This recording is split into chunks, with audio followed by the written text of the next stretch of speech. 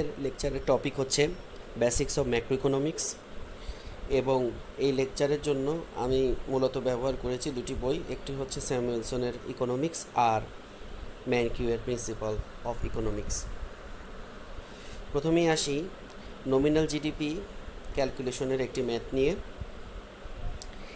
যে ইনফরমেশনগুলো দেওয়া থাকবে ম্যাথটি করার জন্য সেগুলো হচ্ছে একটি বছর, সেই বছরে যেমন এখানে দেওয়া হয়েছে 2000 ইয়ারে প্রোডাক্টের প্রতি কেজির দাম, প্রোডাক্ট এর উৎপাদিত এবং বিক্রিত পরিমাণ টেনে দেওয়া আছে এবং 2000 সালে প্রোডাক্ট বি এর দাম, 2000 সালে প্রোডাক্ট বি এর উৎপাদিত এবং বিক্রিত পরিমাণ এগুলো দেওয়া আছে। তো এভাবে করে প্রত্যেকটি বছর অর্থাৎ 2000 থেকে 2004 পর্যন্ত প্রত্যেকটি বছরেই প্রোডাক্ট এর উৎপাদিত ও বিক্রিত পরিমাণ এবং প্রোডাক্ট এর প্রতি ইউনিটের প্রাইস এবং প্রোডাক্ট বি এর উৎপাদিত এবং বিক্রিত পরিমাণ এবং প্রোডাক্ট বি এর প্রতি ইউনিটের প্রাইস দেওয়া আছে। এই ইনফরমেশনগুলো দেওয়া আছে, এটির উপর বেস করে আমাদেরকে নমিনাল জিডিপি ক্যালকুলেট করতে হবে। তো এখানে একটা জিনিস দেখে রাখি যে এখানে এই যে 2000 সালে প্রোডাক্ট এর প্রতি ইউনিটের দাম 10 টাকা আর উৎপাদিত বিক্রিত পরিমাণ ছিল 10 কেজি। তাহলে 10 ইন্টু 10 কত হচ্ছে 100। এই 10 ইন্টু 10 ওই যে 2000 সালে 100 যোগ প্রোডাক্ট বি প্রতি ইউনিটের দাম হচ্ছে 16 টাকা, প্রোডাক্ট বি উৎপাদিত বিক্রিত পরিমাণ হচ্ছে 15 পিস, তাহলে 16 ইন্টু 15 তাহলে 240। তাহলে আগে হলো 10 ইন্টু 10 100 যোগ 16 ইন্টু 15 240, তাহলে টোটাল কত হলো 340 টাকা হচ্ছে 2000 সালের নমিনাল জিডিপি। অনুরূপভাবে 2001 সালে আমরা দেখি প্রোডাক্টের প্রতি ইউনিটের প্রাইস হচ্ছে 12 টাকা, প্রোডাক্টে উৎপাদিত হয়েছে 12 কেজি, তাহলে 12 ইন্টু 12 144। তারপরে হতেছে গিয়ে আবার প্রোডাক্ট বি প্রতি ইউনিটের দাম প্রতি পিসের দাম হচ্ছে 13 টাকা আর উৎপাদিত বিক্রিত পরিমাণ হচ্ছে 11 পিস, তাহলে 13 ইন্টু 11 143, 144 যোগ 143 287 টাকা। তো তাহলে আমি 2001 সালে 287 টাকা পেলাম। এটাই হচ্ছে 2001 সালের নমিনাল জিডিপি। 2002 সালে অনুরূপভাবে আমি এরকম পাবো 364 টাকা, 2003 সালে অনুরূপভাবে পাবো 287 টাকা, 2004 সালে আমি অনুরূপভাবে পাবো 340 টাকা। এইভাবে করে আমরা নমিনাল জিডিপিগুলো ক্যালকুলেট করব। এবং এখানে একটা বিষয় হচ্ছে নমিনাল জিডিপি কিন্তু আমি 5টি বছরেরই পাচ্ছি এবং নমিনাল জিডিপি ক্যালকুলেশনের সময় আমি যেটা করছি যেই বছরের দাম ওই বছরের কোয়ান্টিটি দিয়েই কিন্তু আমি গুণ করছি,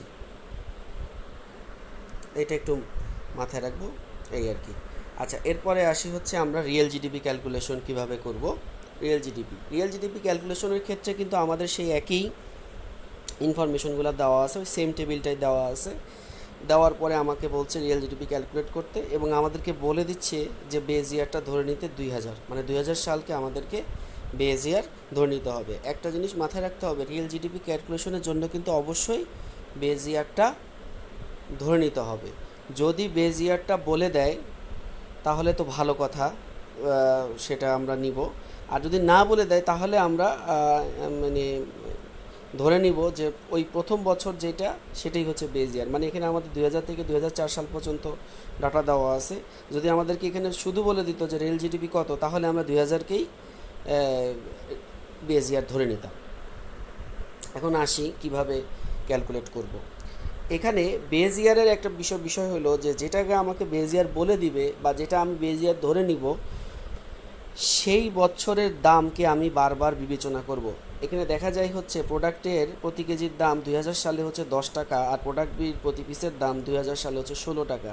এই 10 এবং 16 এটাকেই কিন্তু আমি বারবার ব্যবহার করছি। 2000, 2001, 2, তার 3, 4 সবগুলা বছরে কিন্তু আমি এই 10 টাকা 10 10 10 10 সবগুলাই 10, 16 16 16 16 সবগুলাই 16 ব্যবহার করেছি।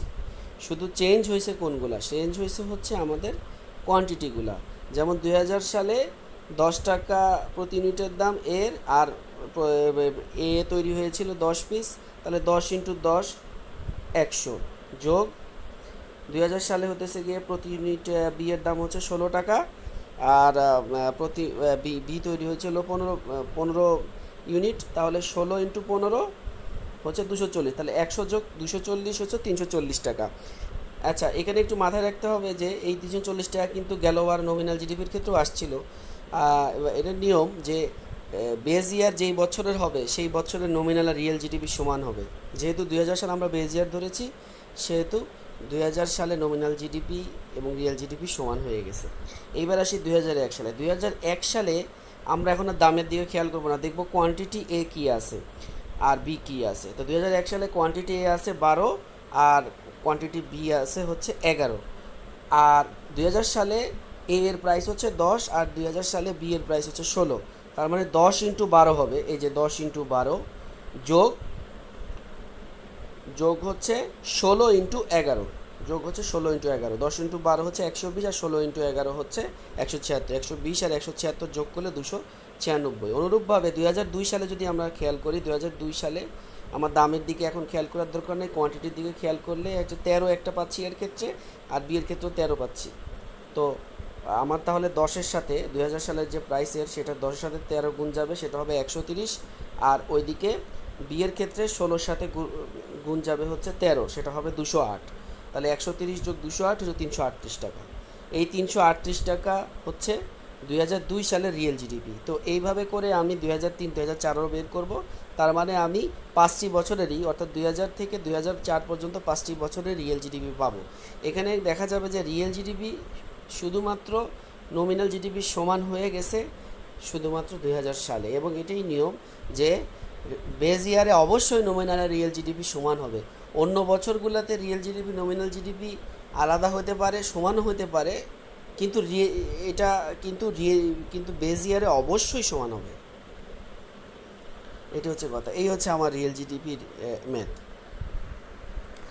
এরপরে আসি হচ্ছে কিভাবে আমরা ইকোনমিক গ্রোথ বের করব। এখন ইকোনমিক গ্রোথ বের করতে গেলে আমাদের দেশে যেমন মানে সকল দেশে ইকোনমিক গ্রোথ নিয়ে কথা বলা হয়, যে ইকোনমিক গ্রোথ বা অর্থনৈতিক প্রবৃদ্ধি এই কথাটা ব্যবহার করা হয়। তো এটা আসলে কীভাবে ক্যালকুলেট করে, তো আমাদেরকে সেই একই তথ্য একই টেবিল দিয়ে দিছে, আমাদেরকে জাস্ট বলে দিছে যে রিয়েল জিডিপি ইকোনমিক গ্রোথটা ক্যালকুলেট করতে।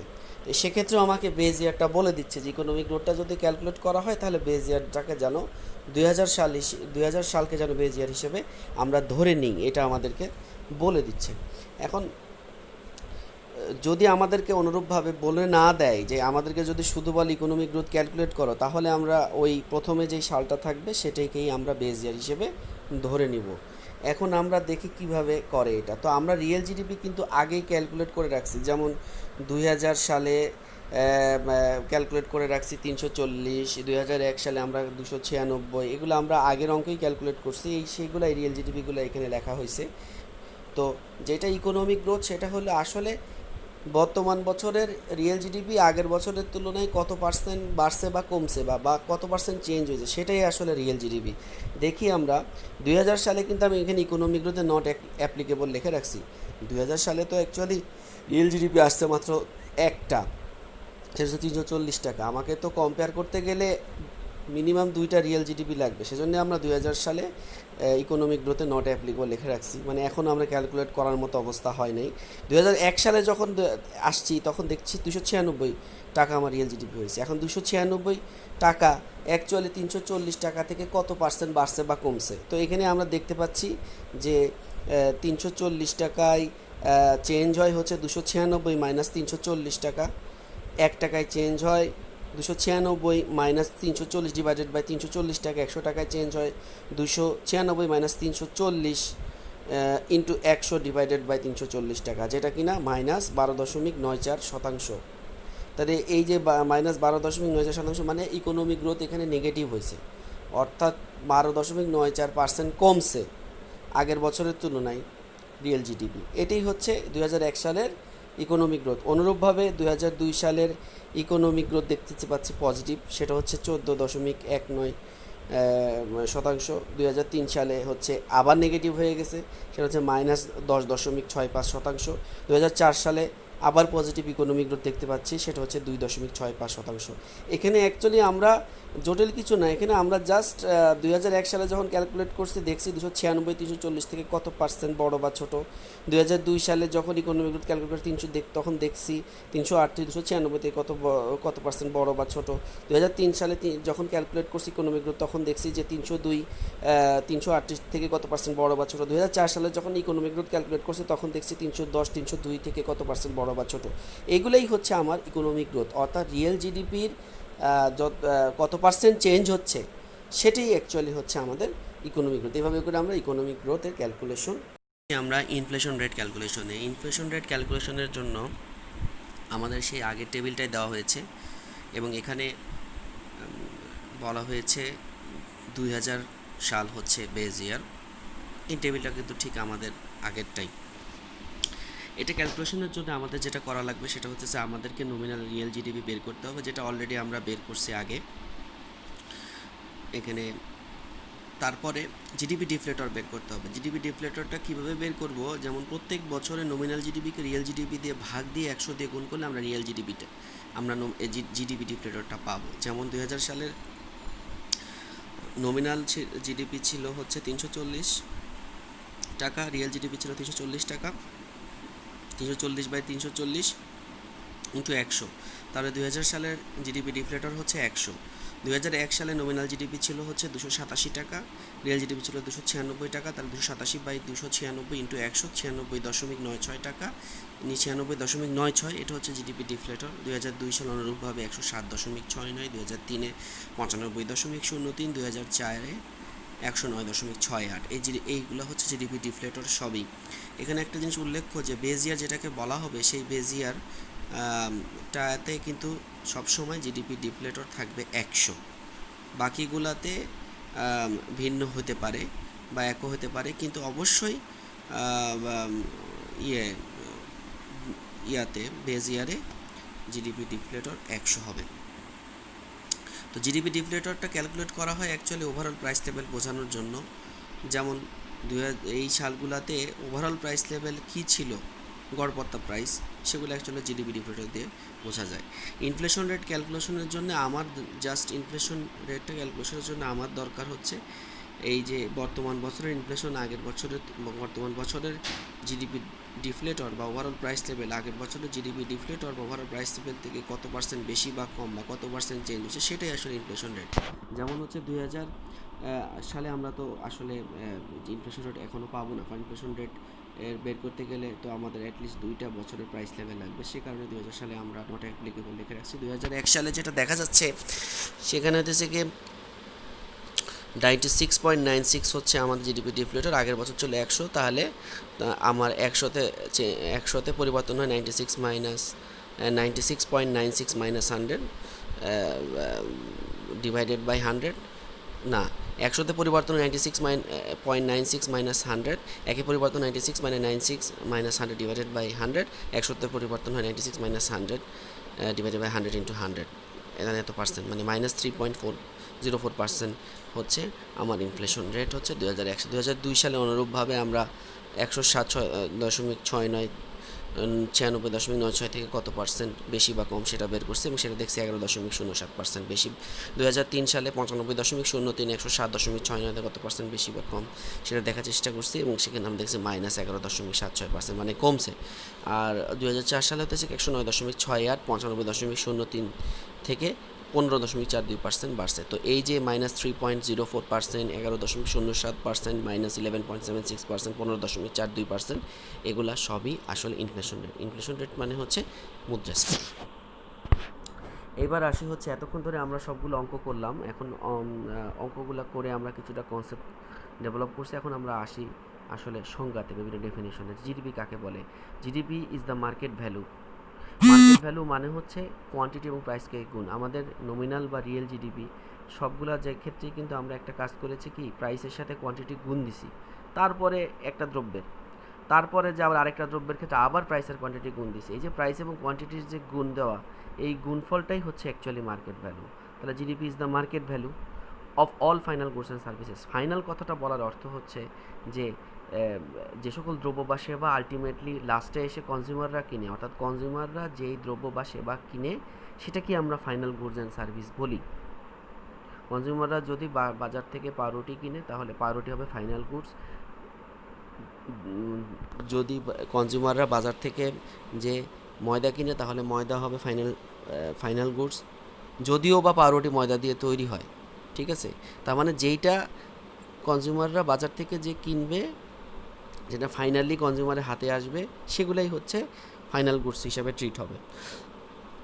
এটা হচ্ছে গুডস। আর সার্ভিসে হচ্ছে যেমন রিক্সার সার্ভিস নেওয়া, বাসের সার্ভিস নেওয়া, চুল কাটা, এগুলো সবই হচ্ছে সার্ভিস। তাহলে GDP is the market value of all final goods and services that are sold and bought. এগুলা কেনা বেচা হইতে হবে, মানে তৈরি হলো অনেকগুলা কিন্তু কেনা বেচা হইলো না, তাহলে হবে না। এটা কেনা বেচা হইতে হবে, বিক্রি করতে হবে, ক্রয় বিক্রয় হতে হবে। ইন এ গিভেন কান্ট্রি, একটা নির্দিষ্ট বছর, অবশ্যই জিডিপি কোনো দেশের হবে, বাংলাদেশের জিডিপি একরকম, আমেরিকার জিডিপি আরেক রকম হবে। In a given period of time, নির্দিষ্ট বছরের জন্য হবে। যেমন 2018-19 সালের অর্থ বছরের জন্য একটা জিডিপি হবে, 2019-20 অর্থ বছরের জন্য একটা জিডিপি হবে, এরকম। তাহলে জিডিপি হচ্ছে এমন একটা মার্কেট ভ্যালু যা হচ্ছে ফাইনাল গুডস অ্যান্ড সার্ভিস থেকে পাওয়া যায়, যা কিনা হচ্ছে নির্দিষ্ট সময় নির্দিষ্ট দেশে কেনা বেচা হয়। এটাই হচ্ছে অ্যাকচুয়ালি জিডিপি মানে তো আমরা জানি gross domestic product. GDP actually আমাদের হচ্ছে দুই রকম, একটা হচ্ছে নমিনাল আর একটা হচ্ছে রিয়েল জিডিপি। তো এখানে আসি হচ্ছে নমিনাল জিডিপি কাকে বলে। আমরা দেখেছি নমিনাল জিডিপি ক্যালকুলেশনের ক্ষেত্রে আমরা কারেন্ট ইয়ারের প্রাইসকে ব্যবহার করেছি, মানে 2000, 2001, 2002, 2003, 2004 প্রত্যেক জায়গায় আমরা কিন্তু ওই বছরগুলোর প্রাইস ব্যবহার করেছি। সেজন্যে মার্কেট ভ্যালু নির্ণয়ের ক্ষেত্রে, মানে 2000 সালের জিডিপি, নমিনাল জিডিপি নির্ণয়ের ক্ষেত্রে 2000 সালের এ আর বি গুডসের প্রাইস ব্যবহার করছি। 2002 সালে নমিনাল জিডিপি ক্যালকুলেশনের সময় 2002 সালের এ আর বি এর নমিনাল জিডিপি ব্যবহার করছি। অনুরূপভাবে 2003 সালের যে নমিনাল জিডিপি ক্যালকুলেশনের সময় এ আর বি এর প্রাইস ব্যবহার করছি 2003 সালের। তো এগুলো হচ্ছে সবই নমিনাল জিডিপি। তো nominal GDP is the market value calculated at current price, calculated at current year prices of all final goods and services that are sold and bought in a given country in a given period of time. Real জিডিপিটা হচ্ছে just পার্থক্যটা হচ্ছে যে আমরা ওই 2000 সালের ওই যে ব্যবহার করেছি, মানে যেটা বেস ইয়ারের প্রাইস বারবার ব্যবহার করেছি, সেটাই হচ্ছে রিয়েল জিডিপি। অর্থাৎ হচ্ছে আমার রিয়েল জিডিপি ক্যালকুলেশনের সময় হচ্ছে যে আমার মার্কেট ভ্যালু ক্ষেত্রে নির্ণয়ের ক্ষেত্রে যদি আমরা মানে বারবার ওই বিএসআর প্রাইসই ব্যবহার করছি, যে সেটাই হচ্ছে আমার real GDP. Real GDP is the market value calculated at BSR price, মানে ওই 2000 সালের প্রাইস ব্যবহার করছি, যদিও কোয়ান্টিটিগুলো কিন্তু বিভিন্ন বছরে বিভিন্নটা ব্যবহার করছি। Of all final goods that are sold and bought in a given country in a given period of time. এটি হচ্ছে রিয়েল জিডিপি। অ্যাকচুয়ালি জিডিপি দুই রকমেরই হয়, একটা নমিনাল জিডিপি আর একটা হচ্ছে রিয়েল জিডিপি। এরপরে আসে হচ্ছে ইকোনমিক গ্রোথ কাকে বলে। ইকোনমিক গ্রোথ আমরা অলরেডি ক্যালকুলেট করেছি, আমরা দেখেছি যে real GDP, economic growth is the percentage change in real GDP in a current year relative to the real GDP in last year. মানে হচ্ছে যে গত বছরের তুলনায় গত বছরের শেষ বছর, গত বছরের রিয়েল জিডিপির তুলনায় বর্তমানে রিয়েল জিডিপি কত পার্সেন্ট চেঞ্জ হয়েছে, সেটাই অ্যাকচুয়ালি হচ্ছে ইকোনমিক গ্রোথ। আমরা রিয়েল জিডিপি দিয়ে এটা মেজার করি ইকোনমিক গ্রোথটা, আমরা কিন্তু নমিনাল জিডিপি দিয়ে ইকোনমিক গ্রোথটাকে মেজার করি না। তাহলে ইকোনমিক গ্রোথের সূত্রটা আসে real GDP in the current year minus real GDP in the last year divided by real GDP in the last year into 100%। এটি হচ্ছে আমাদের ইকোনমিক গ্রোথের ফর্মুলা।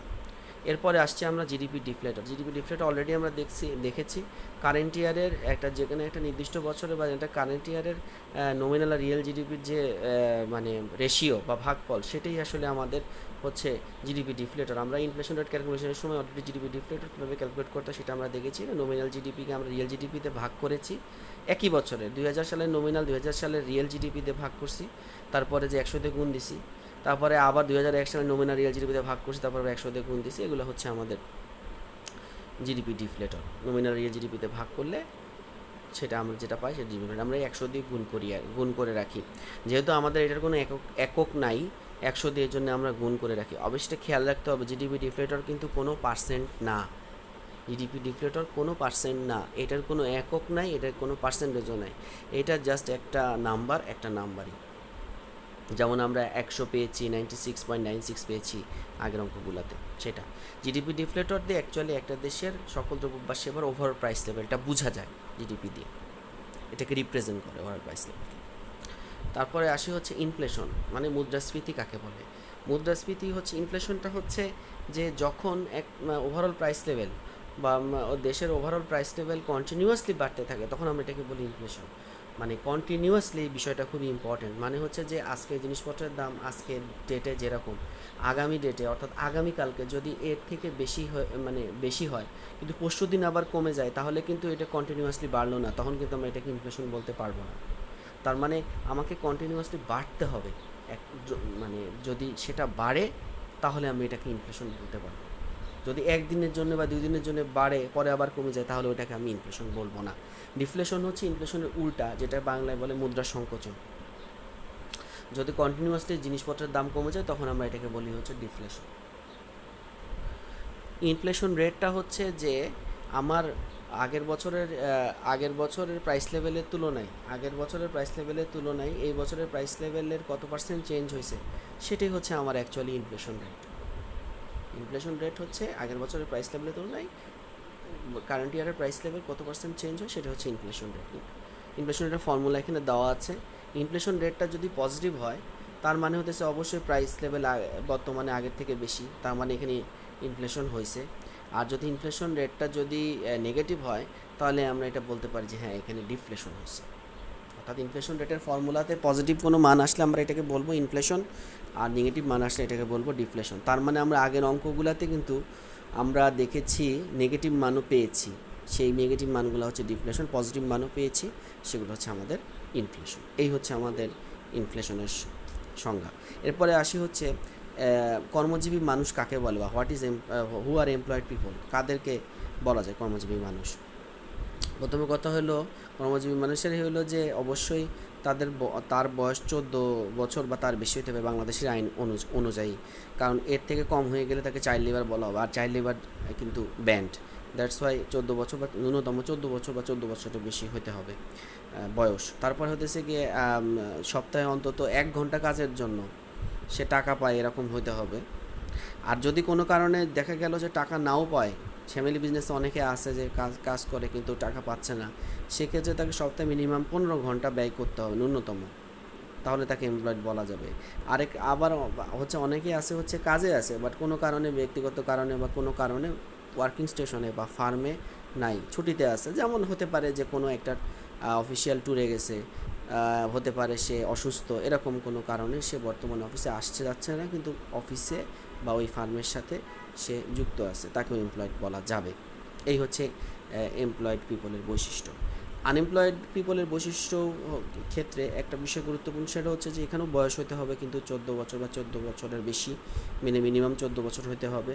তারপরে হতেছে গিয়ে তারা কোনো পেইড ওয়ার্কের বাইরে আছে, মানে তারা কাজে আছে, মানে যেই কাজ করে টাকা পাওয়া যায় এরকম কোনো কাজের সাথে তারা যুক্ত না। যদি তারা যুক্ত থাকে এমন কোনো কাজে যেটাতে টাকা পাওয়া যায় না, তাহলে কিন্তু তাদেরকে ওই আনএমপ্লয়েড বলা যাবে না। এমপ্লয়েড তো নাই, আনএমপ্লয়েডও বলা যাবে না তাদেরকে।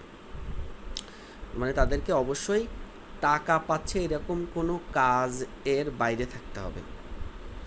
তারপরে হতেছে কি একই সাথে তাদেরকে অনগোয়িং মার্কেট ওয়েজ রেটে কাজ করতে ইচ্ছুক হতে হবে। অনগোয়িং মার্কেট ওয়েজ রেটে কাজ করতে ইচ্ছুক, এটার কথাটা অর্থ হলো একজন ব্যক্তিকে যেই ইনকামটা মার্কেট দিতে চাবে, অর্থাৎ যেই মজুরিটা মার্কেট দিতে চাবে সেই মজুরিতে কাজ করতে ইচ্ছুক হইতে হবে। মনে করি যে আমাকে মার্কেট দিতে চাই মাসে 15,000 টাকা, আমি যদি বলি যে না আমি 1 লক্ষ টাকা চাই, তাহলে কিন্তু এটা হবে না, তাহলে কিন্তু আমি আনএমপ্লয়েডের ভিতরেই পড়বো না। মার্কেট যেটা আমার জন্য ঠিক করে রাখছে, আমাকে ইচ্ছুক, আমি কাজ করতে চাচ্ছি সেটাতে, কিন্তু আমি কাজ পাচ্ছি না, এরকম হলে আনএমপ্লয়েড বলা যাবে। তারপর আরেকটা বিষয় হচ্ছে যে অন্তত পক্ষে গত 1 মাস যাবৎ বা গত 4 সপ্তাহ যাবৎ সে কাজ খুঁজছে, এরকম হতে হবে। কোনো না কোনো অ্যাটেম্প তাকে নিতে হবে। হ্যাঁ, হয় ওভার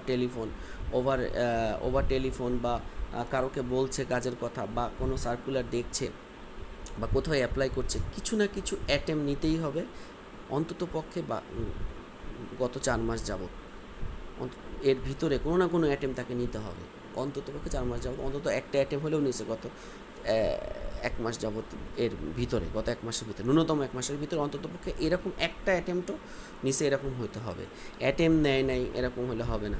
তার মানে এই 4টা বৈশিষ্ট্যই কিন্তু আমার আনএমপ্লয়েড পিপল হওয়ার জন্য লাগবে।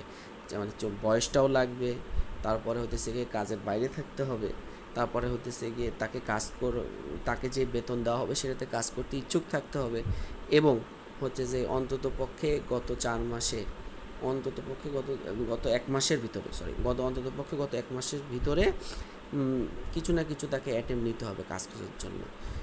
তাহলে আমি তাকে আনএমপ্লয়েড বলতে পারবো। এই একটা বৈশিষ্ট্য, কোনো একটা বৈশিষ্ট্য ছুটে গেলে তাকে আনএমপ্লয়েড পিপল বলা যাবে না ইকোনমিক্সের ভাষায়। আচ্ছা, লেবার ফোর্স কারা বা শ্রমশক্তি কারা? What is the labour force?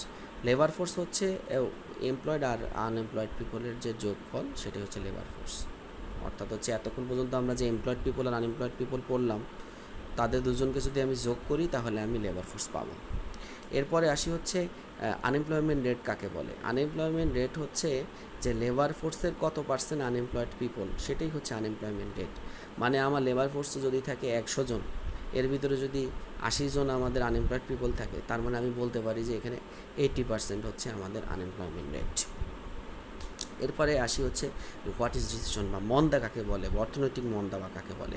Recession হচ্ছে এমন একটা মানে পিরিয়ড, মানে এমন একটা টাইম, এমন একটা সময়, যেই সময় আমরা দেখতে পারবো যে জিডিপি কমছে, অর্থাৎ যেটা আমরা যে দেখলাম জিডিপি আগে ক্যালকুলেশন করছি, সংখ্যা দেখেছি, সেটা যখন আমাদের কমে যাবে, অর্থাৎ মানুষের আয় কমে যাবে, আনএমপ্লয়মেন্ট বেড়ে যাবে, অর্থাৎ বেকারত্ব বেড়ে যাবে, এবং এই বিষয়টা 6 থেকে 12 মাস স্থায়ী হবে, 6 থেকে 12 মাস এবং আরেকটা বৈশিষ্ট্য হচ্ছে যে এই যে মানুষের ইনকাম কমে যাচ্ছে, বেকারত্ব বেড়ে যাচ্ছে, এই বিষয়টা ইকোনমির সকল সেক্টর বুঝতে পারবে, ঠিক আছে? তাহলে আমরা এটাকে রিসেশন মন্দা বলতে পারবো, তার আগে পারবো না। এখন যেমন মানে অনেকেই বলছে যে মন্দা শুরু হয়ে গেছে, আসলে কথাটা ঠিক না। মন্দা যদি 6 থেকে 12 মাস এরকম চলে, তখন এটা মন্দার বিষয়টা আসতে পারে। মানে আমাকে জিডিপি কমতে হবে, আনএমপ্লয়মেন্ট বাড়তে হবে, ইকোনমি ওয়াইড সবাই বুঝতে হবে, এবং 6 থেকে 12 মাস স্থায়ী হতে হবে, তাহলে আমি এটাকে মন্দা বলতে পারবো। আচ্ছা, ডিপ্রেশনটা কি? ডিপ্রেশন এক প্রকার মন্দাই, কিন্তু এইটার ম্যাগনিটিউডটা অর্থাৎ অনেক বেশি, অর্থাৎ অনেক বেশি ইনকাম কমবে, অনেক বেশি ইনকাম কমবে, অনেক বেশি বেকারত্ব দেখা যাবে, এবং অনেক বেশি দিন ধরে থাকবে, মানে 6 থেকে 12 মাসেরও বেশি ধরে থাকবে। তখন ওটাকে আমি বলবো যে মহামন্দা বা ডিপ্রেশন। মানে ডিপ্রেশন হচ্ছে ওই রিসেশনের আর কি দাদা আর কি। তারপরে হচ্ছে গোলস অফ ম্যাক্রো ইকোনমিক্সগুলা কী কী, মানে ম্যাক্রো ইকোনমিক্সের লক্ষ্যগুলা কী কী। প্রথম লক্ষ্য হচ্ছে to produce maximum and sustainable output, মানে হচ্ছে জিডিপি, অর্থাৎ বেশি জিডিপি তৈরি করা এবং সাস্টেনেবল আউটপুট তৈরি করা। অর্থাৎ হচ্ছে শুধু বেশি জিডিপি তৈরি করলেই হবে না, সেটাকে বজায়ও রাখতে হবে, টিকায়ও রাখতে হবে। মানে 1 বছর জিডিপি বাংলাদেশ করলো হইতেছে কি 1 কোটি টাকা, পরের বছর যে জিডিপি করলো 90 লাখ টাকা, এরকম করলে হবে না। ওই 1 কোটি টাকা মিনিমাম বজায় রাখতে হবে পরের বছর যে। এই হচ্ছে সাস্টেনেবিলিটির মানে। অর্থাৎ হচ্ছে বেশি তো জিডিপি করব, সাথে সাথে আবার সেটাকে বজায়ও রাখবো, সেটাকে হারাবো না। এটা হচ্ছে আমার প্রথম মানে গোল। সেকেন্ড গোল হচ্ছে full level of employment of all factors of production. Factors of production মানে আমরা জানি ল্যান্ড, লেবার, ক্যাপিটাল, এন্টারপ্রেনিউরশিপ, 4টা ফ্যাক্টরস অফ প্রোডাকশন।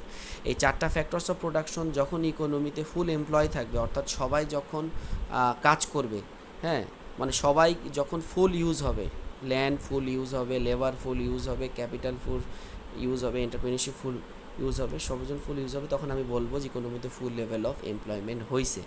এখন এইটা টেকনিক্যালি অ্যাকচুয়ালি যেরকম থিওরিটিক্যালি মনে হচ্ছে, বিষয়টা হতেছে টেকনিক্যালি আমরা এটাকে ধরি, যখন দেশের বেকারত্বের হার 5% থাকে, বেকারত্বের হার যখন 5% থাকে, তখন আমরা বলি যে হ্যাঁ মোটামুটি ইকোনমিতে, কারণ মানে আমার লেবার যদি দেখা গেল যে 5% বেকারত্বের হার, তার মানে ইকোনমির প্রায় লেবার ফোর্সের প্রায় 95%, লেবার ফোর্সের 95%, অর্থাৎ যারা যাদের মানে যাদের কর্মজীবী বা বেকার হওয়ার যোগ্যতা আছে তাদের প্রতি 100 জনের ভিতরে 95 জনই কাজে আছে। তাই তারা কাজে আছে মানে হইতেছে কি তাদেরকে কেন্দ্র করে এন্টারপ্রেনিউরশিপও কাজে আছে, ল্যান্ডও কাজে আছে, তারপরে ক্যাপিটালও কাজে আছে, সবই কাজে আছে। তো আমরা এই জন্য বলে নিই যে হ্যাঁ 5% যদি একটা দেশে আনএমপ্লয়মেন্ট রেট হয় তার মানে বুঝতে পারবো যে হ্যাঁ ফুল লেভেল অফ এমপ্লয়মেন্ট আছে। তো এটা হচ্ছে আমাদের টার্গেট, যে আনএমপ্লয়মেন্ট রেট হচ্ছে 5%। আরেকটা হচ্ছে to face stable price level. এই যে আমরা দেখি যে দ্রব্যমূল্যের ঊর্ধ্বগতি, এই জিনিসটা নিয়ে কথা উঠে বা যে এখন হচ্ছে দ্রব্যমূল্যের ঊর্ধ্বগতি, তো এই জিনিসটা স্টেবল থাকা, অর্থাৎ দেশের জিনিসপত্রের দাম, দ্রব্য বা সেবার দাম, ওভারঅল প্রাইস লেভেলটা স্থিতিশীল থাকা। এই স্থিতিশীল থাকাটাই হচ্ছে একটা টার্গেট। আমরা ধরে নিই হচ্ছে প্রতি বছর যদি 1 থেকে 3% যদি আমাদের ইনফ্লেশন রেট থাকে তাহলে আমরা এটাকে বলতে পারি যে হ্যাঁ স্টেবল আছে। আচ্ছা, তো গোল হচ্ছে 3টা। তাহলে প্রত্যেক ম্যাক্রো ইকোনমিক্সের গোল অ্যাকচুয়ালি প্রত্যেক ইকোনমি মানে প্রত্যেকটা অর্থনীতি, বাংলাদেশ অর্থনীতি, ইন্ডিয়ার অর্থনীতি, পাকিস্তানের অর্থনীতি, শ্রীলঙ্কার অর্থনীতি, নেপালের অর্থনীতি, আমেরিকার অর্থনীতি, সব দেশের অর্থনীতি চায়, সব দেশেই চায় যে এই 3টা গোল অর্জন করতে। টার্গেট এটাই, 3টা গোলই। বাংলাদেশে এই যে রিয়েল জিডিপি গ্রোথ রেট হচ্ছে 7, মানে এই বছর টার্গেট ছিল 8.2 বা 8.3%, যেটা এখন 1% কমে গেছে অলরেডি, সামনে আরও কমতে পারে মনে করা হচ্ছে। আর আনএমপ্লয়মেন্ট রেট এখন বাংলাদেশে, যদিও লেবার ফোর্সটা বলছে বা অনেকে 5.5%, কিন্তু আবার সিপিডি বা অনেকে বলে যে এটা ডাবল ডিজিটের, 10%-এর বেশি, অনেকে বলতেছে 20%ও অনেক সময় বলে, অন্য সময়। এখন তো আরও অবস্থা খারাপ। তো বা স্টেপ প্রাইস লেভেল, যে বাংলাদেশের প্রাইস লেভেল মোটামুটি 7%-এ গেলবারও গেছে, তবে এখন একটু বাড়ছে, কখনো কখনো 10%ও গেছে। তো এরকম হচ্ছে অবস্থা, যে এটাই হচ্ছে আমাদের 3টা গোল, যে ম্যাক্সিমাম সাস্টেনেবল আউটপুট প্রডিউস করা, ফুল লেভেল অফ এমপ্লয়মেন্ট অর্জন করা, আরেকটা হচ্ছে প্রাইস লেভেলটাকে স্টেবল রাখা। এটি হচ্ছে ম্যাক্রো ইকোনমিক্সের গোল। পরের বিষয়টা আসতেছে এই গোল কীভাবে আমরা অ্যাচিভ করবো, মানে আমাদের এটা কিভাবে আমরা, বা এই গোলটা ওয়েটা কি এই অ্যাচিভ করার, যেহেতু লক্ষ্য আছে তো লক্ষ্য অর্জনের উপায় কী? লক্ষ্য অর্জনের উপায় বা হাতিয়ার বা টুল, এটা হতেছে অ্যাকচুয়ালি 2টা। একটা হচ্ছে মানিটারি পলিসি, আরেকটা হচ্ছে ফিসক্যাল পলিসি। তো প্রথমে আসি হচ্ছে মানিটারি পলিসিটা কি। মানিটারি পলিসি হচ্ছে মানে মানি সাপ্লাই বাড়ানো, পরিবর্তনের মাধ্যমে ইন্টারেস্ট রেটকে পরিবর্তন করার টাকেই বলে হচ্ছে মানিটারি পলিসি। মানিটারি পলিসি হচ্ছে এমন একটা পলিসি যেই পলিসির মাধ্যমে দেশের মানি সাপ্লাইটাকে পরিবর্তন করে ইন্টারেস্ট রেটটাকে চেঞ্জ করা হয়, সেটাই হচ্ছে মানিটারি পলিসি। মানিটারি পলিসি 2 রকমের হয়, একটা হচ্ছে এক্সপানশনারি মানিটারি পলিসি, আরেকটা হচ্ছে contractionary monetary policy. Expansionary monetary policy হচ্ছে যে এমন মানিটারি পলিসি যখন যেই একটা মানিটারি পলিসি, যেই মানিটারি পলিসিতে মানি সাপ্লাইটা আমরা বাড়িয়ে দিই, অর্থাৎ মানি সাপ্লাই বাড়ানোর যেই মানিটারি পলিসি সেটাই হলো expansionary monetary policy. Contractionary monetary policy হচ্ছে মানি সাপ্লাই কমানোর যে মানিটারি পলিসি, সেটা হচ্ছে contractionary monetary policy. Expansionary monetary পলিসিতে যেটা হয়, আমরা যদি একটু চ্যানেলটার দিকে দেখি, যে মানি সাপ্লাই যখন আমাদের মানি বেড়ে যাবে, তখন দেশের সুদের হার বা ইন্টারেস্ট রেটটা কমে যাবে। যখন দেশের সুদের হারটা কমে যায়, স্বাভাবিকভাবে বিনিয়োগ বেড়ে যায়, মানে যারা ব্যবসায়ীরা আছে এরা বেশি বেশি বিনিয়োগ করা শুরু করে, যেহেতু সুদের হার কমে গেছে। আবার এই দিকে অনেক কনজামশন লোনও তৈরি হয়, অনেকে নেয়, অর্থাৎ এই লোন নিয়ে গাড়ি বাড়ি করা শুরু করে অনেকে। তো তার মানে ইনভেস্টমেন্ট আর কনজামশন লোন দুইটাই বেড়ে যায় ইন্টারেস্ট রেট যখন কমে যায়। তো ইনভেস্টমেন্ট আর কনজামশন লোন যখন বেড়ে যায়, তখন মানুষজনের ভিতরে কেনাকাটার ইচ্ছাটা বেড়ে যায় বেশি। মানে বিষয়টা হলো এরকম, যে আমি যদি এখন ব্যাংক থেকে সুদের হার আগে ছিল 10%, এখন যদি হয়ে যায় 5%, তাহলে সুদের হার কমার কারণে দেখা যাচ্ছে যে আমার ভিতরে লোন নেওয়ার অনেক ইচ্ছা জাগবে। তো লোন আমি নিলাম, লোন নিয়ে আমি কি করলাম, লোন নিয়ে আমি মানে বিভিন্ন ফ্রি টিভি কিনলাম, ফ্রিজ কিনলাম, তাহলে আমার ভিতরে কেনার ইচ্ছা জাগছে না, তাহলে এই কেনার ইচ্ছা জাগবে। আবার হতেছে কি যে বিনিয়োগ করছে, তো তার বিনিয়োগ করার কারণেও কিন্তু কেনার ইচ্ছা যাবে। কিভাবে? আমি যদি দেখি যে অনেক আমাদের দেশে মনে করো যে এখন এখন হচ্ছে যে আমাদের দেশে বিনিয়োগ যত বাড়বে, সাপোজ আমি একটা এলাকায় থাকি, সেই এলাকাতে মনে করি যে একটি দোকান আছে, কেনা বেচা সবাই এক দোকান থেকেই হয়। এখন মনে করি যে এই এলাকায় অনেক মানুষ বিনিয়োগ বাড়িয়ে আরও অনেক দোকান করলো, তার বেশি দোকান করলে কি আমার ভিতরে মানে সবার ভিতরে কেনাকাটার ইচ্ছা জাগবে না? এটা হচ্ছে কথা। ইনভেস্টমেন্ট বাড়লে মানুষজনের ভিতরে কেনার ইচ্ছা জাগে, এই হচ্ছে কথা। তো তাহলে কেনার ইচ্ছা আমাকে জেগে যাচ্ছে, আমি উইলিংনেস টু বাই আমি ভিতর বেড়ে যাচ্ছে দেশের মানুষের ভিতরে। বেড়ে গেলে কি হবে? তাহলে আমাদের প্রোডাকশন হবে বেশি বেশি দ্রব্য সেবা, এবং সেগুলো বেশি বিক্রিও হবে। তো সেগুলো যদি বেশি বেশি বিক্রি হয়, আমরা তো জানি বেশি বেশি বিক্রি হলে কি হবে? জিডিপি বাড়বে, অর্থাৎ দেশের আয় বাড়বে। আর জিডিপি আয় বাড়ার সাথে সাথে দেশে আবার কিন্তু এটা একটা কথা যে আবার সাথে সাথে প্রাইস লেভেলও বেড়ে যাবে। তার মানে মানি সাপ্লাই বাড়াইলে আলটিমেটলি দেশের জিডিপি বাড়ছে এবং সাথে সাথে প্রাইস লেভেলও বাড়ছে। এটি হচ্ছে এক্সপ্যানশনারি মনিটারি পলিসি। আর কন্ট্রাকশনারি মনিটারি পলিসির ভিতরে কি আমি বলেছি আগেই যে মানি সাপ্লাই আমাদের পলিসি, কন্ট্রাকশনারি মনিটারি পলিসি। তো মানি সাপ্লাই সব কমে গেলে ইন্টারেস্ট রেট বেড়ে যাবে। ইন্টারেস্ট রেট বাড়লে কী হবে? ইনভেস্টমেন্টও কমবে, কনজামশনও লোনও কমবে, তো মানুষজনের কেনার ইচ্ছাও কমে যাবে, তাহলে প্রোডাকশনও কমবে, গুডস অ্যান্ড সার্ভিস বিক্রিও কমবে, তাহলে জিডিপিও কমে যাবে, কিন্তু এক্ষেত্রে প্রাইস লেভেলও কমে যাবে। তো এখন ঘটনা হলো যে তাহলে তো বুঝলাম এক্সপোনেনশিয়াল পলিসি, তো তাহলে তো আমি দেখতেছি কি যে জিডিপি বাড়তেছে, তাহলে তো এটা ভালো। তাহলে কন্ট্রাকশনারি পলিসিটা কেন আসলো? এটার দরকারটা কি? এটার দরকারটা হচ্ছে যে প্রাইস লেভেলটাকে কন্ট্রোলের জন্য। এক্সপ্যানশনারি মনিটারি পলিসি যখন শুধু নেওয়া হবে, তখন কিন্তু জিডিপির সাথে সাথে জিনিসপত্রের দামও বেড়ে যাবে, অর্থাৎ ইনফ্লেশন দেখা দিবে। কিন্তু কন্ট্রাকশনারি মনিটারি পলিসিটা নেওয়াই হয় হচ্ছে লাগাম দেওয়ার জন্য ইনফ্লেশনকে, অর্থাৎ হচ্ছে যে আমি কন্ট্রাকশনারি মনিটারি পলিসি নিলে আমার এই দিক দিয়ে আমার কমবে, আমার প্রাইস লেভেলটা কমে যাবে। এরপরে আসি হচ্ছে ফিসক্যাল পলিসি। ফিসক্যাল পলিসিটা কি? ফিসক্যাল পলিসিটা হচ্ছে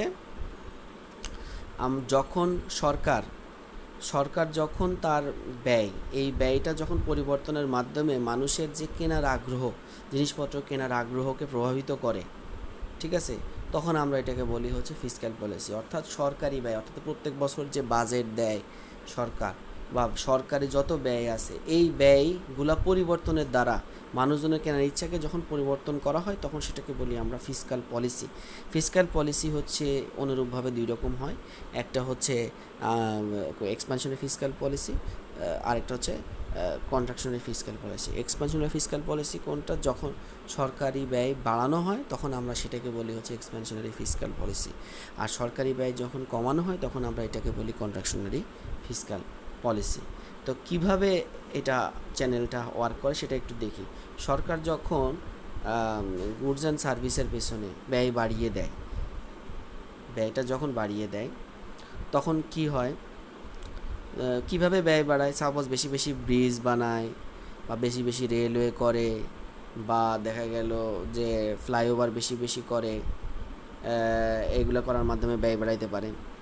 তারপর দেশে গিয়ে তোমার মিলিটারি ট্যাঙ্কসের মাধ্যমে ব্যয় বাড়াইতে পারে। তারপরে দেশে গিয়ে মানে বেতন, সরকারি কর্মচারীদের বেতন বাড়ানোর মাধ্যমে ব্যয় বাড়াইতে পারে, পাবলিক সার্ভিস যারা করে। তারপরে দেশে গিয়ে ট্রান্সফার মানে বিভিন্ন ভাতাপত্র বাড়িয়ে দিতে পারে, যেমন 93,000 কোটি টাকার প্রণোদনা ঘোষণা করছে। তো এরকম, তাহলে এটা ব্যয় বাড়িয়ে দিয়েছে না? তো এরকম বিভিন্ন ক্ষেত্রে সরকার কিন্তু ব্যয় বাড়িয়ে দিতে পারে। তো এই ব্যয় এতগুলা জায়গাতে যদি সরকার ব্যয় বাড়ায়, তাহলে কি হবে? মানুষজনের কেনার ইচ্ছা দ্রব্যপাশে এবার বেড়ে যাবে, কেনার ইচ্ছা বেড়ে যাবে। আর যখনই মানুষ দ্রব্যপাশে এবার কেনার ইচ্ছা বেড়ে যাবে, তখনই আলটিমেটলি আমাদের প্রোডাকশন বাড়বে, বিক্রি বাট্টা বাড়বে দ্রব্যপাশে, এবং আলটিমেটলি জিডিপি বাড়বে, সাথে সাথে প্রাইস লেভেলও বাড়বে। তাহলে আলটিমেটলি গভর্নমেন্ট স্পেন্ডিং আমার বেড়ে গেলে আমার কিন্তু সেই জিডিপি বাড়তেছে। অনুরূপভাবে কন্ট্রাকশনারি ফিসক্যাল পলিসিতে গভর্নমেন্ট স্পেন্ডিং যখন কমে যাবে, তখন উইলিংনেস টু বাই কমে যাবে, তাহলে প্রোডাকশন আর সেল অফ গুডস অ্যান্ড সার্ভিসও কমে যাবে। এটার কারণে আবার জিডিপিও কমে যাবে, প্রাইস লেভেলও কমে যাবে। কন্ট্রাকশনারি ফিসক্যাল পলিসিও ওই যে প্রাইস লেভেলটাকে দেওয়ার জন্য মূলত নেওয়া হয়, আর এক্সপ্যানশনারি ফিসক্যাল পলিসি মোটামুটি নেওয়া হয় হচ্ছে জিডিপিটাকে বাড়ানোর জন্য। তো এই হচ্ছে কথা যে ফিসক্যাল পলিসি আর হচ্ছে মনিটারি পলিসি। আচ্ছা, এখানে মনিটারি পলিসি ফিসক্যাল পলিসি এক ভিতরে মনিটারি পলিসিটা নেয় হচ্ছে সেন্ট্রাল ব্যাংক আর ফিসক্যাল পলিসিটা নেয় হচ্ছে সরকার। খুব মানে একদম মানে জটিল কিছু না, খুব সহজভাবে বলতে গেলে যদি আমি কাউকে চিন্তা করি হেল্প করব, তাকে আমি দুইভাবে হেল্প করতে পারি। এক, তাকে আমি ইনকামের ব্যবস্থা করে দিতে পারি, তার জন্য আমি কোনো দোকান করে দিলাম বা কিছু করে দিলাম, অথবা তার পকেটে টাকা দিয়ে দিতে পারি। তার পকেটে টাকা দেওয়ার বিষয়টা হলো মনিটারি পলিসি, আর তার জন্যে আমি কিছু দোকানপাট কিছু ব্যবস্থা করে দিলাম, সেটা হচ্ছে ফিসক্যাল পলিসি, মানে ঘুরায় খাওয়া, সরাসরি টাকা দেওয়া, আরেকটা হচ্ছে ঘুরায় খাওয়া, একটা হচ্ছে মানি সাপ্লাই বাড়ানো, আরেকটা হচ্ছে গিয়ে রাস্তাঘাট তৈরি করে দেওয়া তার জন্য। এটা হচ্ছে ফিসক্যাল পলিসি। তো ফিসক্যাল পলিসি কন্ট্রাকশনারিতে নিলে প্রাইস লেভেলে লাগাম দেওয়া হয়, আর কন্ট্রাকশনারি মনিটারি পলিসিতে প্রাইস লেভেলে লাগাম দেওয়া হয়, কিন্তু জিডিপি আবার কম হয়। তো এই জন্যে এক সরকার যেটা ম্যাক্সিমাম ক্ষেত্রে করে বা এখন করছে, সেটা হচ্ছে এক্সপানশনারি ফিসক্যাল পলিসি আর এক্সপানশনারি মনিটারি পলিসি দুইটাই একসাথে করে। দুইটাই একসাথে করলে হয় কি, তখন আবার প্রাইস লেভেলটা আবার ঠিক থাকে। দুইটাই যদি একসাথে করে, মানে এক্সপানশনারি ফিসক্যাল পলিসি আর এক্সপানশনারি মনিটারি পলিসি দুইটাই যদি আমরা একসাথে নেই, তাহলে আবার প্রাইস লেভেলটা কিন্তু মোটামুটি স্থির থাকে, জিডিপি বাড়ে। আচ্ছা, তো তাহলে আমরা দেখলাম হচ্ছে ম্যাক্রো ইকোনমিক গোলসের টুলস হচ্ছে দুইটা, ফিসক্যাল পলিসি, মনিটারি পলিসি। এই এরপরে আসি হচ্ছে ম্যাক্রো ইকোনমিক গোলস গেল, ফিসক্যাল পলিসি গেল। আচ্ছা, এরপরে আসি হচ্ছে আমাদের হচ্ছে ম্যাক্রো ইকোনমিক্সের জন্ম কবে হলো। ম্যাক্রো ইকোনমিক্স যে জন্মের আগে অ্যাকচুয়ালি অর্থনীতিটা ব্যাখ্যা করা হতো ম্যাক্রো ইকোনমিক্স অলরেডি মিডের আগে যেটা দেখানো হয়েছে, সেটা মাইক্রো ইকোনমিক্স দ্বারাই পুরো ইকোনমিকে ব্যাখ্যা করা হতো ম্যাক্রো ইকোনমিক্সের জন্মের আগে। 1930 সালে এসে অ্যাকচুয়ালি প্রথম ম্যাক্রো ইকোনমিক্স টার্মটা নিয়ে আসা হয়। তখন আমেরিকাতে একটা গ্রেট ডিপ্রেশন হয়। গ্রেট ডিপ্রেশন যেটা বলছিলাম যে ডিপ্রেশন মানে মহামন্দা, গ্রেট ডিপ্রেশন মানে মহামন্দা, মানে ডিপ্রেশন থেকেও বড়। সেইখানে এইখানে এত বেশি এমপ্লয়মেন্ট ফল করছিল, আউটপুট এত বেশি ফল করছে যে একেবারে ওয়ান ডিকেড পর্যন্ত ছিল, এক দশক পর্যন্ত ছিল গ্রেট ডিপ্রেশন 1930-এর দিকে। এখন ওই সময়ে জন মেনার্ড কেইন্স নামে একজন ব্রিটিশ অর্থনীতিবিদ, জন মেনার্ড কেইন্স, উনি অ্যাকচুয়ালি এই ইকোনমিক এই যে ডিপ্রেশনটা, যে গ্রেট ডিপ্রেশনটা, যেটা কারণটা খুঁজে বের করে, উনি এটার জন্য একটা সলিউশন দেয়। আর উনি নতুনভাবে ইকোনমিটা ম্যাক্রো ইকোনমিক্সের দ্বারা ব্যাখ্যা শুরু করে, যেটা আগে ব্যাখ্যা করা হতো না। এর থেকেই মূলত ম্যাক্রো ইকোনমিক্সের জন্ম শুরু হয়। আসলে ব্যাখ্যাটা আসলে কী ছিল, জন মেনার্ড কেইন্সের আগে মনে করা হতো যে কোনো জিনিসের সাপ্লাই থাকলেই তার ডিমান্ড থাকবে, এটা মনে করা হতো। কিন্তু গ্রেট ডিপ্রেশনের সময় এসে দেখা গেল সাপ্লাই সবই আছে, কিন্তু মানুষজনের পকেটে কেনার মতো টাকা নেই। তো তখন আর কি জন মেনার্ড কেইন্স হিসাব বললো, আসলে সাপ্লাইটা তো মূল বিষয় না, ডিমান্ডটাই মূল বিষয়। মানুষের ভিতরে যদি ডিমান্ড তৈরি করা যায়, তাহলেই এইটার সমাধান হবে। মানে পুরো যেটা সাপ্লাই দ্বারা ব্যাখ্যা হতো ইকোনমি, সেটা মূলত এখন ব্যাখ্যা হওয়া নতুন করে শুরু করলো ডিমান্ডের দ্বারা। এটাই মূলত হইতেছে কি তার সলিউশন ছিল গ্রেট ডিপ্রেশনের। আর ম্যাক্রো ইকোনমিক্সটা ওনার থেকেই জন্ম। এই হচ্ছে বার্থ অফ ম্যাক্রো ইকোনমিক্স। তা ম্যাক্রো ইকোনমিক্স কাকে বলে, ডিফাইন ম্যাক্রো ইকোনমিক্স। তো আমরা দেখতে পাচ্ছি যে ম্যাক্রো ইকোনমিক্স হচ্ছে ইকোনমির হোল বিষয়টা নিয়ে আলোচনা করে, সম্পূর্ণ বিষয়টা নিয়ে আলোচনা করে, সেটি হচ্ছে আমাদের ম্যাক্রো ইকোনমিক্স।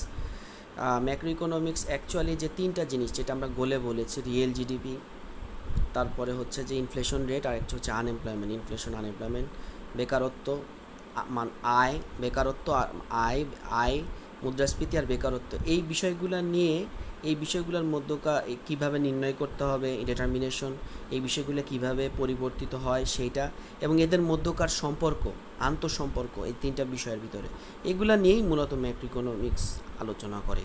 ম্যাক্রো ইকোনমিক্স হচ্ছে এমন একটা স্টাডি যা হচ্ছে জিডিপি, ইনফ্লেশন, আনএমপ্লয়মেন্টের ডিটারমিনেশন, চেঞ্জ এবং ইন্টারাকশন নিয়ে আলোচনা করে। এই তো এই হচ্ছে আজকের লেকচার, এই পর্যন্ত।